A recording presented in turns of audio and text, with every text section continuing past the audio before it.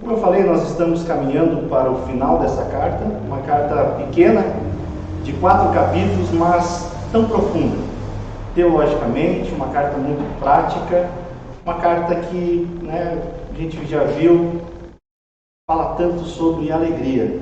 Não sei vocês, mas ao meditar nessa carta, ela faz com que a gente tenha esperança, alegria no Senhor, faz com que a gente descanse o nosso coração em Deus. Então, ao longo dos capítulos, nós vimos o apóstolo Paulo falando sobre alegria, que é o tema central, falando sobre esperança, falando sobre a segurança da nossa salvação, que aquele que iniciou a boa obra em nós, ele irá aperfeiçoá-la até o dia de Cristo Jesus. Nós podemos ter segurança disso. Nós vemos o apóstolo Paulo também nos ensinando sobre viver uma vida em santidade, discipulado, o se parecer, o imitar a Cristo. Mas ele também, nessa pequena carta, nos alerta sobre falsos mestres, sobre o quão danoso é o legalismo, a libertinagem. E agora, nós iremos ver orientações práticas nesse capítulo de número 4, de como se ter paz com Deus em meio a dias tão difíceis que nós estamos vivendo, em meio a esse caos que nós estamos inseridos. E o tema da mensagem de hoje é justamente esse, encontrando paz em meio ao caos. Vamos ver comigo? Abra sua Bíblia, capítulo 4, versículos 2 até o 9.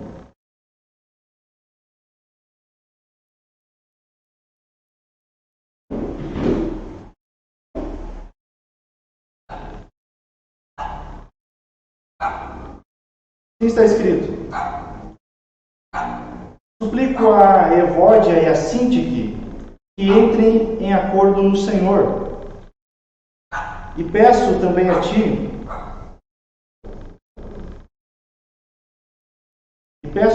ti, meu verdadeiro companheiro, que as ajudes, pois trabalharam comigo no Evangelho, junto com Clemente e com meus outros cooperadores, cujos nomes estão no livro da vida.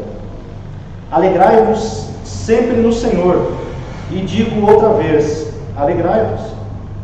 Seja a vossa bondade conhecida por todos os homens. O Senhor está perto. Não andeis ansiosos por coisa alguma, pelo contrário. Sejam os vossos pedidos plenamente conhecidos diante de Deus, por meio de oração e súplica, com ações de graças. E a paz de Deus, que ultrapassa todo entendimento, guardará o vosso coração e os vossos pensamentos em Cristo Jesus.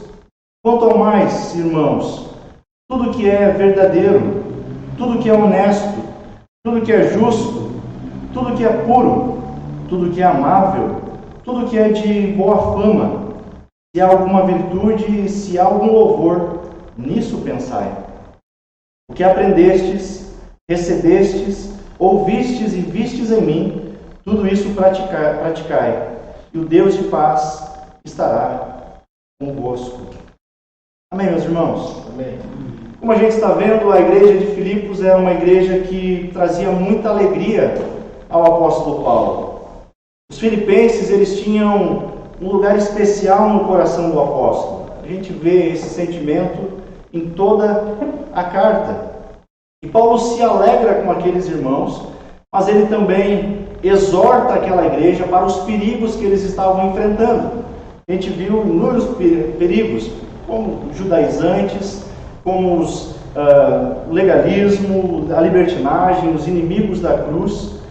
Todos esses perigos, eles têm, digamos que estão próximos daquela igreja a fim de causar divisão entre aqueles irmãos. São alguns problemas que nós vimos no decorrer dessa pequena carta. E no capítulo 4, que nós lemos agora, dos versos 2 até o verso 9, há um outro problema que ameaça tirar a alegria, roubar a alegria daquela igreja, que que é o conflito entre duas irmãs daquela pequena comunidade, duas irmãs chamadas Evódia e Síntique. E Paulo, além de orientá-las, além de fazer, querer com que esse problema seja resolvido, ele vai falar sobre como aquela igreja deve enfrentar a ansiedade e ter paz, a paz de Deus.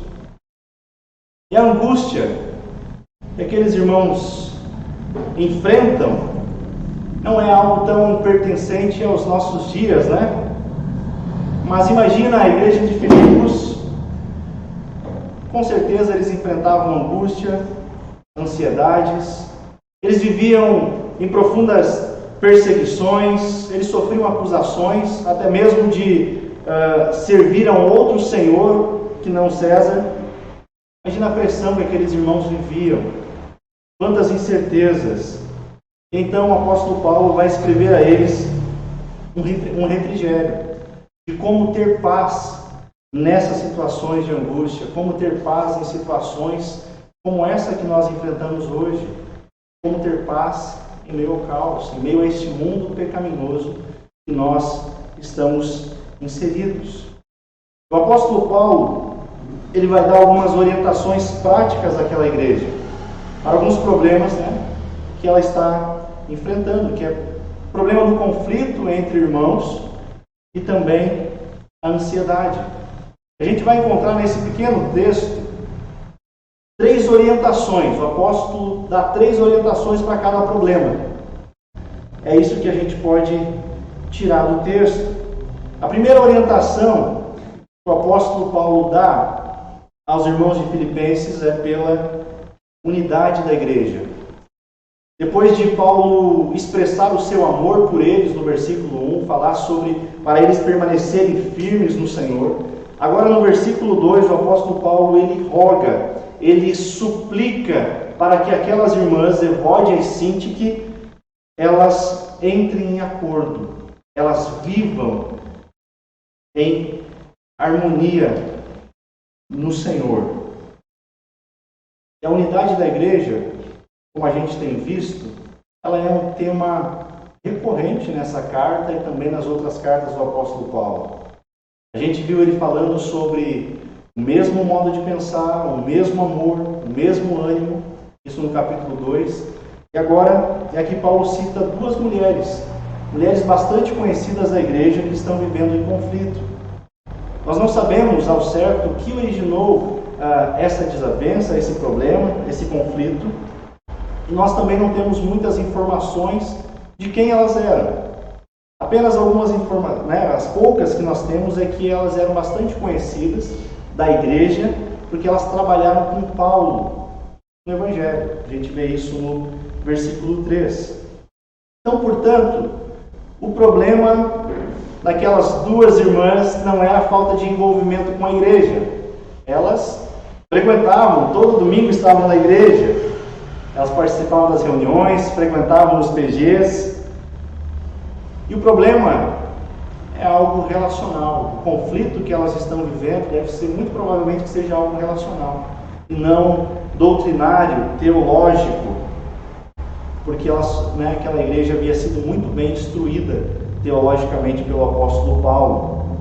E então, esse conflito que aquelas irmãs estão vivendo está fazendo com que a igreja de Filipos tenha a sua paz, a sua alegria, de certa forma, afetada. Por isso que o apóstolo Paulo escreve sobre esse conflito.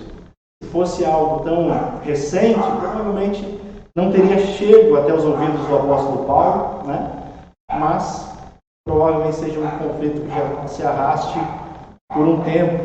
Então, a palavra que o apóstolo Paulo usa, ele suplica para que essas mulheres entrem em acordo, para que elas vivam em harmonia. Mas parece, a gente sabe que os conflitos, eles não são tão simples de resolver, não é algo fácil. E esse conflito, essa mágoa que essas mulheres, que essas irmãs estão vivendo, não é diferente. E após o apóstolo Paulo suplicar a elas, ele pede também a um dos seus companheiros. O versículo 3 nos diz isso: peço também a ti, meu verdadeiro companheiro, que as ajudes, pois trabalharam comigo no Evangelho. É interessante que ele diz no final do versículo 3 que esses cooperadores são os cooperadores que têm os seus nomes escritos no livro da vida. Note que esse conflito são de crentes, são de pessoas salvas. Então ele envia o seu cooperador, um outro cooperador, para que ele seja um reconciliador, para que ele venha intermediar a reconciliação dessas duas irmãs. É isso que o apóstolo Paulo está tratando. É interessante que, como o apóstolo Paulo está falando para salvos, a gente precisa entender que não há igreja perfeita. Essas mulheres não são pessoas incrédulas. Elas não são pessoas que não conhecem a Deus. O apóstolo Paulo diz que os seus nomes estão no livro da vida. E mesmo assim, há problemas. Quero dizer que eu e você, nós estamos sendo moldados à imagem de Cristo. Mas mesmo assim há pecado em nós. Mesmo assim há egoísmo em nós. Mesmo assim nós machucamos pessoas, nós ferimos pessoas e também somos machucados por elas. Infelizmente muitos se magoaram com irmãos da comunidade que fazem parte. Isso infelizmente não é algo novo, porque não há uma igreja perfeita. Eu confesso a vocês que se eu soubesse que há uma igreja perfeita, onde tem, com certeza eu não iria para ela. Porque eu iria estragar ela. Com as minhas imperfeições e com os meus pecados. É por isso que o apóstolo Paulo está falando de salvos e dizendo, olha, apesar da mágoa que essas irmãs têm uma com a outra, do dano que sofreram, das ofensas, quem sabe, que você teve que enfrentar, perdoe. Não há outro caminho na vida cristã a não ser o perdão uns com os outros. Porque nós não podemos estar unidos a Cristo e desunidos com os nossos irmãos. Ninguém pode estar unido a Cristo em desavença com o irmão. E é bem provável que essa crise daquelas irmãs está tirando a alegria da igreja. É por isso que o apóstolo Paulo pede que esse conflito seja logo resolvido. E após isso, após o apóstolo Paulo falar que elas devem viver em harmonia no Senhor, ele exorta aquela igreja a se alegrarem. Novamente o apóstolo Paulo recorre ao tema central dessa carta, que é alegria. E a segunda orientação que o apóstolo Paulo faz àquela igreja, na verdade é uma ordem, é um mandamento, é um imperativo. Ele diz, versículo 4, alegrai-vos sempre no Senhor. E digo outra vez, alegrai-vos. Sabe o que o apóstolo Paulo está dizendo? Ele está dizendo, olha, não importa as circunstâncias, quaisquer que sejam, alegrem-se no Senhor. Não importa o caos que a gente está enfrentando, as incertezas que a gente tem, a angústia que toma o nosso coração, que tem tomado, alegrem-se no Senhor. A alegria no Senhor é tão importante para a vida cristã que Paulo repete isso para enfatizar. Alegrai-vos no Senhor, repito, alegrai-vos. Essa exortação de Paulo é muito apropriada para aquele momento que a igreja estava enfrentando e também para nós hoje. Os irmãos em Filipos estavam sendo atribulados, os perigos ameaçavam aquela igreja, o caos estava presente. Então era muito provável que eles estavam cansados, recuando, quase vencidos, quem sabe, pela tristeza, pela angústia. E o apóstolo Paulo está escrevendo sobre alegria justamente quando está preso. Após sofrer perseguições, açoites, em meio a apreensões da morte, Paulo, ele se alegra. E mais do que isso, ele estimula aqueles irmãos a se alegrarem. Alegrem-se no Senhor. O apóstolo Paulo está dizendo: ei, venha o que vier, venha a pandemia, venha a crise, venha o caos, a incerteza sobre o futuro. Tendo o Senhor ao seu lado, vocês têm motivos suficientes para se alegrarem, mesmo quando tudo não vai bem. O apóstolo Paulo está falando que a alegria, ela não é condicional, mas ela deve ser incondicional. Não devo estar alegre tão somente quando as coisas vão bem, mas a minha alegria deve estar no Senhor, inclusive nos momentos mais difíceis que nós enfrentamos na vida. Amém? Interessante que o apóstolo Paulo está dando um mandamento, uma ordem, simplesmente porque o Evangelho nos trouxe alegria. O reino de Deus é alegria. O mesmo apóstolo Paulo, escrevendo aos Gálatas, diz que o fruto do Espírito é alegria. Então a ordem de Deus não poderia ser outra a não ser alegrai-vos. Note que essa alegria, ela é centrada em Cristo. Alegrai-vos no Senhor. Não é qualquer alegria. Por maiores que sejam os problemas que a gente vem enfrentar, ou quem sabe você está enfrentando hoje, sempre haverá no Senhor motivo de alegria. Bem, terceira orientação que Paulo dá àquela igreja, a fim de resolver esse conflito, é que aqueles irmãos tenham a sua bondade conhecida. Eles sejam conhecidos pela sua bondade. Versículo 5. Olha o que diz o versículo 5. Seja a vossa bondade conhecida por todos os homens. O Senhor está perto. A terceira orientação do apóstolo Paulo é um apelo àquela igreja. É um pedido para que aqueles irmãos sejam bondosos uns com os outros. É um pedido para relevar as falhas uns dos outros. É realmente perdoar. É se parecer com Cristo, é a imitação de Cristo.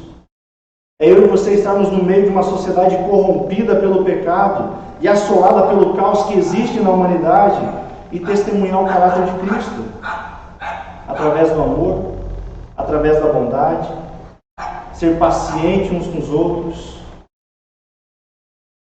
Paulo está dizendo que a nossa bondade, que a bondade daqueles que pertencem ao Senhor, precisa ser conhecida. E ele completa: o Senhor está perto. Steve Lawson diz o seguinte dessa afirmação do apóstolo Paulo: trata-se de uma afirmação de que o Senhor está perto do seu povo para dar sua alegria aos corações transtornados. O Senhor está presente enquanto eles procuram fazer a reconciliação daquelas duas mulheres. Esse é um simples lembrete de que Cristo está perto do seu povo para conceder sua paz e acalmar os corações nas situações conturbadas.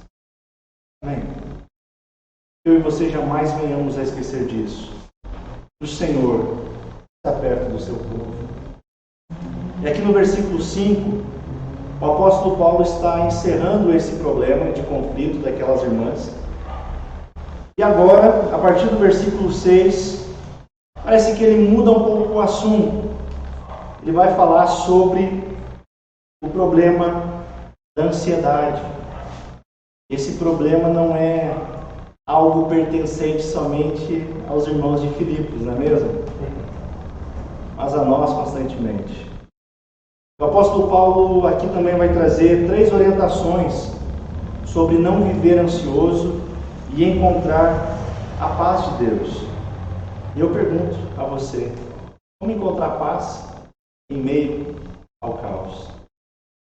Como nós podemos encontrar a paz em meio a esse cenário que nós estamos? O ser humano, ele vive em busca de paz, mas ele não consegue sozinho. vezes encontra uma paz, uma alegria passageira. Mas em meio a todo esse cenário, ao cenário que aqueles irmãos de perseguição, em perseguição estavam, como encontrar paz? Quando a nossa saúde está em jogo, estamos correndo risco. Como encontrar paz quando nós temos incerteza sobre quem sabe o nosso trabalho, se amanhã ou depois poderemos trabalhar? Como ter paz em meio a todo esse caos que nós vivemos? Os irmãos, fazendo uma pesquisa para trazer para vocês, para dar alguns dados com mais exatidão, eu encontrei um artigo da Universidade Federal de Minas Gerais, onde eles dizem que antes mesmo, isso há um ano atrás, antes mesmo do surgimento do coronavírus, o Brasil já era o país mais ansioso do mundo. Imagina. Segundo um levantamento que foi feito nesse tempo de pandemia, os casos de ansiedade aumentaram em mais de 80%. Um número enorme, não é mesmo? A ansiedade, a angústia, ela tem atingido todas as idades. Ela tem atingido ricos e pobres, religiosos e não religiosos. A ansiedade tem atingido sem distinção alguma. Como encontrar paz em meio a esse caos? A medicina define a ansiedade como angústia, medo, apreensão. Ela diz que alguns sintomas dessa ansiedade é o cansaço, esgotamento, como a gente tem visto nos últimos dias, pessoas tendo burnout, que é o esgotamento, é o coração ficando acelerado, é a sensação de uma falta de ar ou sufocamento. Esses são alguns sintomas que a medicina fala sobre esse mal que é a ansiedade. Infelizmente, a correria do dia a dia, as incertezas quanto ao futuro, quanto à nossa estabilidade financeira, à saúde, tem feito com que muitas vezes a gente se encontre vivendo momentos de ansiedade. Basta a gente fazer uma análise na nossa consciência e a gente vai ver que pelo menos nesse último ano não foram poucos os momentos que a ansiedade quis tomar conta. É ou não é verdade? E a ansiedade, ela nos sufoca, ela rouba as nossas forças, fazendo muitas vezes com que a gente sofra antecipadamente.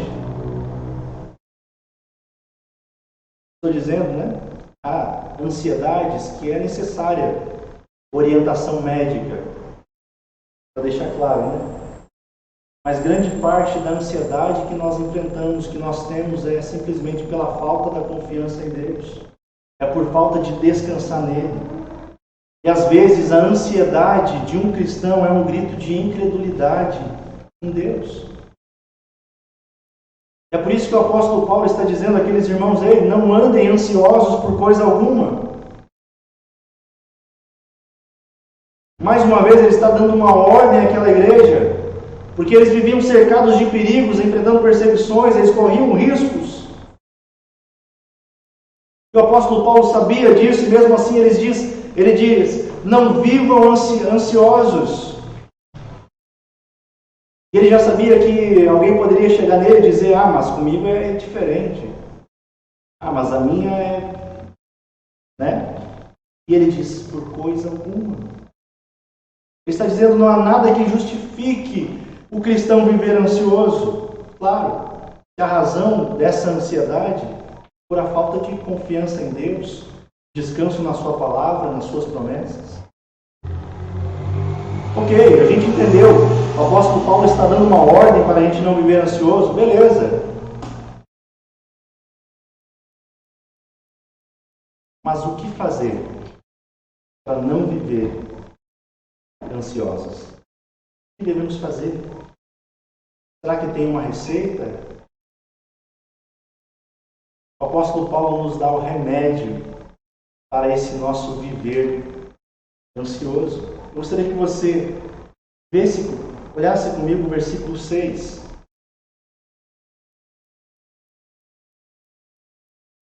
A parte B. Não andeis ansiosos por coisa alguma, pelo contrário. Sejam os vossos pedidos plenamente conhecidos diante de Deus, por meio de oração e súplica, com ações de graça. Paulo está dizendo que o remédio para a ansiedade é a oração. Ore. Ele está dizendo, leve diante de Deus os seus pedidos. Oração é o ato de nós nos chegarmos diante de Deus e abrir o coração. Ele diz com súplica, que é se colocar diante de Deus, na condição de alguém totalmente dependente, entregue a Ele, sem condições alguma de resolver os seus problemas. De alguém que espera tão somente em Deus. O apóstolo Paulo diz mais, com ações de graça, já antecipadamente agradecendo a Deus porque Ele nos ouve. Que maravilha! Saber que Deus nos ouve.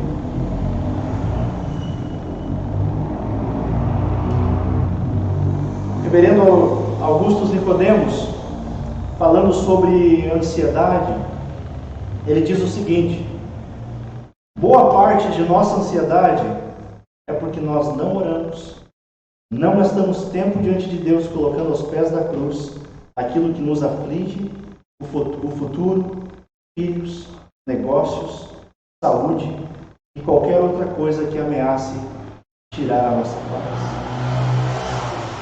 E essa é a primeira orientação, o remédio para a alma, para a gente não viver ansiosos.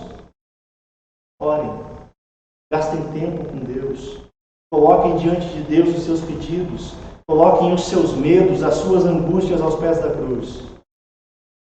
A oração é um meio para nós fugirmos de uma vida ansiosa que resulta na incredulidade. Oração é essa entrega ao Senhor que nos faz aprender dEle, que nos faz descansar o nosso coração nele. É Ele quem conduz a nossa vida. Segunda orientação, segundo remédio que o apóstolo Paulo nos dá para não vivermos ansiosos, mas termos paz, é pensar naquilo que é certo.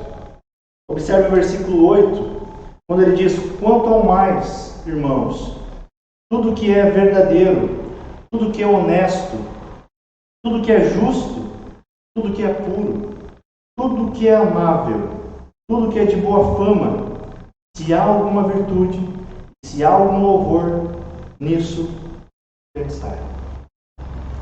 O apóstolo Paulo está dizendo aos filipenses, a nós: ocupem o pensamento de vocês com aquilo que é verdadeiro. Ocupem o pensamento de vocês naquilo que é confiável, naquilo que é honesto. É uma cultura que cada dia mais a gente vive em busca da desonestidade, em busca do o que eu vou ganhar em troca. Pensem naquilo que é digno. Paulo continua: pensem no que é justo. E a palavra que Paulo usa aqui significa naquilo que é correto. Pensem naquilo que está de acordo com a lei de Deus. Paulo está dizendo: ei, os seus pensamentos devem estar em conformidade com a palavra de Deus. Pensem em tudo que é puro, tudo que é amável, tudo que é de boa fama. E se há louvor nisso, pensem nessas coisas. Em outras palavras, o apóstolo Paulo está dizendo: ei, tenham a mente de Cristo. É bem aquele ditado popular, né, que a gente fala: mente vazia é oficina do diabo, né? E justamente é isso. quando a nossa mente não está pensando naquilo que é bom, naquilo que é puro, naquilo que é louvável, a ansiedade vem e toma conta. A angústia vem e nos sufoca. As nossas emoções, elas são decorrentes daquilo que nós pensamos. Portanto, Paulo está dizendo: ei, tenham a mente de Cristo, pensem nessas coisas. Se você não encher a sua mente com essas coisas, ela se encherá com os boletos que você tem para pagar, com os problemas que você tem para resolver amanhã no trabalho. E aí a ansiedade começa a tomar conta da sua mente, do seu coração. A gente ocupa a mente, o coração com os problemas, com o caos, com as angústias dessa vida. Nós nunca iremos experimentar a paz de Deus. Ocupe a sua mente, o seu coração, com as coisas que de fato edifiquem. Ocupe com a palavra de Deus. Terceira orientação que o apóstolo Paulo dá é praticar aquilo que é correto. Quer ter paz? Então, primeiro, ore. Segundo, pensem naquilo que é bom, naquilo que agrada ao Senhor. E terceiro, vivam de acordo com o Evangelho. Versículo 9, o apóstolo Paulo diz: o que vocês aprenderam, o que vocês receberam, ouviram de mim, tudo isso praticai. E então o Deus da paz estará convosco. Ele está dizendo: pratiquem o que vocês aprenderam, o que vocês receberam e ouviram de mim quando eu estive aí. Ele está dizendo: me imitem, porque eu sou um imitador de Cristo. Paulo está orientando-os a uma vida de discipulado. A gente já viu isso com o pastor Marcelo. O apóstolo Paulo está orientando aquela igreja a ter uma fé prática. Garanto que você já viu muitas pessoas dizendo: fulano faz tudo o que faz e ainda diz que é crente. É porque muitas vezes ele pode conhecer a palavra de Deus, mas as suas práticas não condizem com ela. É por isso que nós precisamos da ortopraxia, que é uma crença correta, uma ortodoxia correta e a prática correta. E o cristianismo é algo muito prático. O cristianismo diz que nós devemos perdoar. O cristianismo diz que nós devemos amar uns aos outros. O cristianismo diz que nós devemos nos doar em amor uns aos outros. O cristianismo diz que nós devemos levar os fardos uns dos outros. É uma fé prática. É imitar a Cristo. Essas são as orientações que o apóstolo Paulo está dando àquela igreja. As orientações, o remédio para a gente não viver ansioso é oração. Colocar diante de Deus os nossos pedidos com súplicas, ações de graça. É ter a mente de Cristo e é viver de maneira digna do Evangelho. É testemunhar a Cristo Jesus nesse mundo em trevas. Nesse mundo onde não tem esperança alguma. Nós somos chamados a dar sabor, a dar tempero como sal. Somos chamados a sermos luz em meio às trevas que esse mundo está em pecado. Mas é interessante que o apóstolo Paulo dá essas três orientações, três remédios, para a gente não viver ansioso e encontrar paz em Deus, em meio ao caos. Mas ele também, nesses versículos, a gente tem duas promessas. Duas promessas que são maravilhosas. Observe o que diz o versículo 7 e o versículo 9. Primeira promessa: e a paz de Deus, que ultrapassa todo entendimento, guardará o vosso coração e os vossos pensamentos. Essa é a primeira promessa. A segunda promessa ele encerra no versículo 9, mostrando que o Deus da paz estará com vocês. Querem encontrar paz em meio ao caos deste mundo? Independente de qual seja a resposta de Deus à sua oração, levar a Ele as suas preocupações, as suas angústias, os seus medos, faz com que a paz de Deus seja derramada sobre a sua vida. O que o apóstolo Paulo está dizendo é que o Deus da paz, Ele guardará, a paz de Deus guardará o vosso coração. A palavra que o apóstolo Paulo está usando é como se fosse um guarda, como se fosse um vigia. Ele guardará o seu coração para não deixar passar a ansiedade. A paz de Deus vai guardar o seu coração e a sua mente, para não deixar entrar preocupação. É isso que o apóstolo Paulo está dizendo. Essa é a promessa. Essa é a paz que ultrapassa todo o entendimento. Alegria. Saber que mesmo que tudo não vá bem, mesmo enfrentando tantas adversidades, a paz de Deus está guardando a nossa mente, a minha mente e o meu coração. Que a gente possa descansar nessa verdade. Se nós quisermos viver em paz, a paz de Deus, nós precisamos orar, encher a mente com aquilo que vem dele e praticar aquilo que nós aprendemos da sua palavra. E aí sim nós teremos a paz de Deus. Mas eu lhe digo, não quero ser duro, mas não espere essa paz.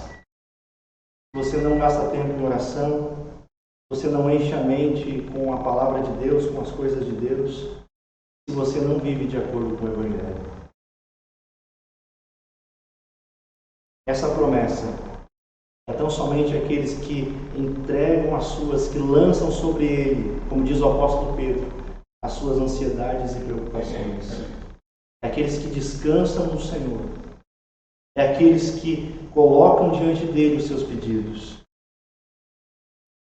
Ao meditar nessa palavra, a gente entende que nós devemos nos colocar diante do Senhor com o coração aos pés da cruz, clamando a Ele por graça e por misericórdia na nossa vida. Dizendo a Ele que a gente não quer mais viver a vida que a gente acha que é Senhor sobre as coisas. Porque do jeito que a gente quer viver dá errado. Do jeito que a gente quer viver não dá certo. Nosso coração é sempre tomado por angústia, tristeza. Mas que a gente diga ao Senhor que o viver que agora quero viver é a vida que o Senhor tem para mim. É viver de acordo com a sua palavra, mesmo em meio ao caos que nós enfrentamos. E assim, nós teremos essas duas promessas. A paz de Deus ultrapassa todo entendimento, nos guardará. E também estará conosco o Deus da paz. Amém? Amém. Vamos orar? Senhor, muito obrigado pela Tua palavra. O Senhor sabe tantas as vezes que nós nos deixamos levar pela preocupação, pela ansiedade. Mas muitas vezes é incredulidade nossa, nós confessamos. É a incredulidade do nosso coração que quer viver da nossa maneira. Faz com que a gente nos coloque diante de Ti. Somos Teus filhos. Precisamos da Tua direção. Precisamos do Teu consolo. Precisamos do Senhor nos guiando. Que a gente tenha tempo com o Senhor, colocando diante de Ti, levando diante de Ti as nossas súplicas, louvando ao Senhor com ações de graças, porque o Senhor nos ouve, colocando também os nossos pedidos, que a nossa mente seja repleta da Tua Palavra, nós tenhamos a mente de Cristo, e também nos ensina a viver de forma digna do Evangelho, se parecer contigo em nossas atitudes. Que a gente possa testemunhar o Teu amor, que de fato as pessoas possam olhar para nós e ver que há em nós o discípulo de Cristo. Muito obrigado, Senhor. Desde já te agradeço.